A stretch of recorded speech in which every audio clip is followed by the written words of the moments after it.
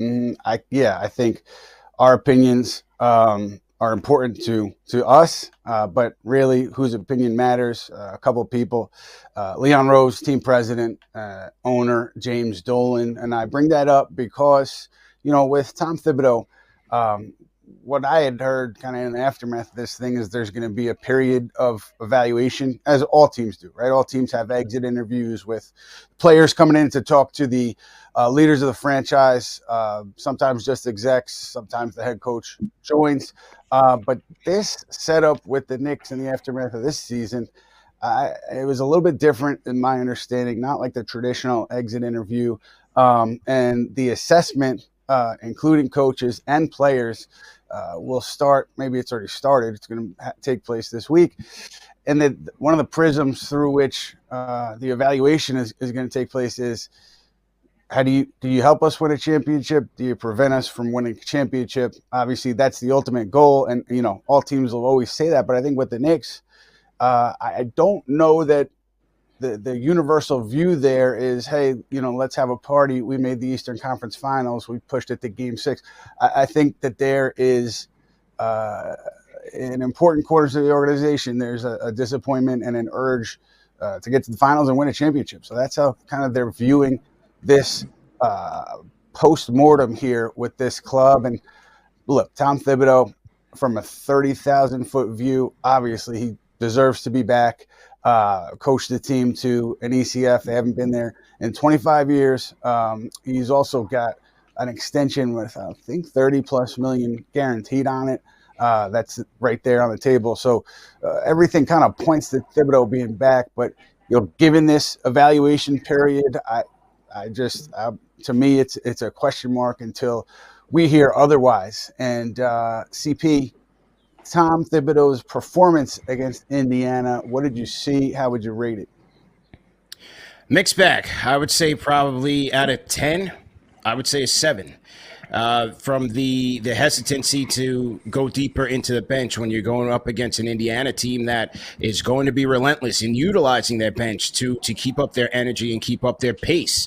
The hesitancy to insert Mitchell Robinson in closing minutes when he is unquestionably your best front court defender, and Mitchell Robinson having an outstanding game in Game 6. To not close out that game in Game 6, I thought that was a misstep there by Tom Thibodeau. I thought Rick Carlisle did a great job of exposing a lot of the Knicks' weaknesses in terms of their lack of ball handlers and their lack of ball movement and player movement. And, the constant missteps by this Knicks team, especially with their transition defense, whether it was off of a live rebound or a make, that we saw all year long was never improved on, was never fixed. So some of those lack of adjustments, I think you can attribute to Tibbs. Now, he wasn't the guy out there that was turning the ball over left, right, and center every single game. So the players certainly bear some of that responsibility as well.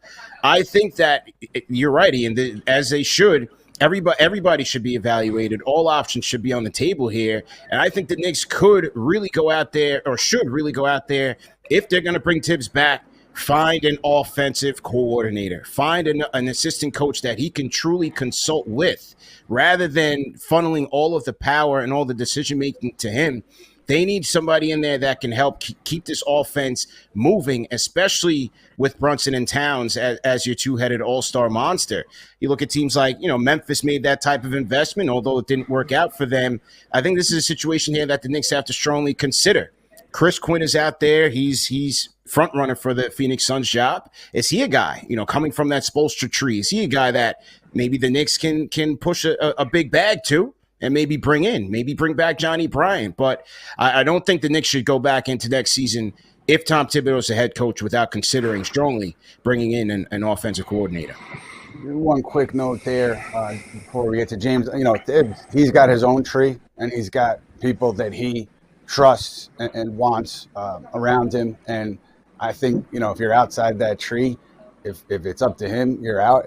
You're not going to be brought in. But maybe it's a situation where the Knicks say, hey, you have to shake up your bench.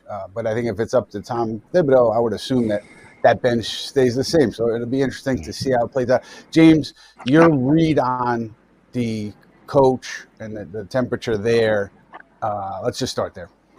Yeah, I think Leon Rose wants him back. Jalen Brunson, even like what else is he supposed to say publicly? I think even if you asked him privately, he very much wants Tom Thibodeau back.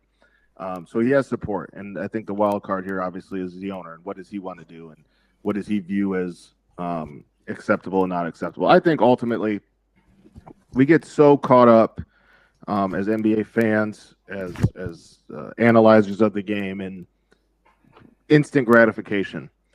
But kind of the Knicks are on this trajectory in which was similar in Denver, and I wish there were more teams like that where it's like each year you make progress, you get closer and closer to the ultimate goal, and then eventually you get there.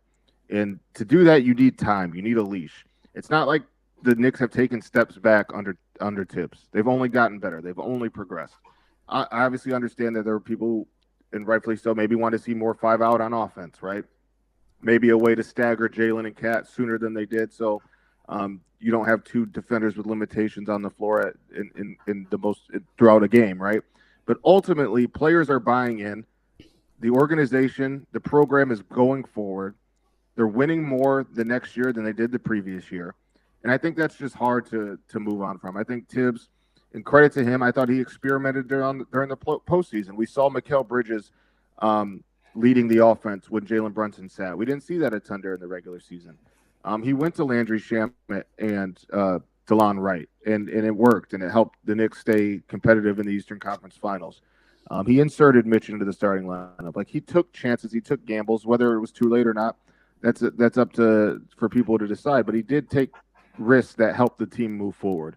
And I think in totality, for the most part, these players like playing for him. They see the progress they're making every single year, and I think it's hard to move on from that. Personally, I think Tibbs deserves to come back. Yeah, I mean, to me, logically, he comes back, but I'm where I am is until we hear otherwise. It's wait and see, and I truly think that it is an evaluation period now for Thibodeau, including everybody else.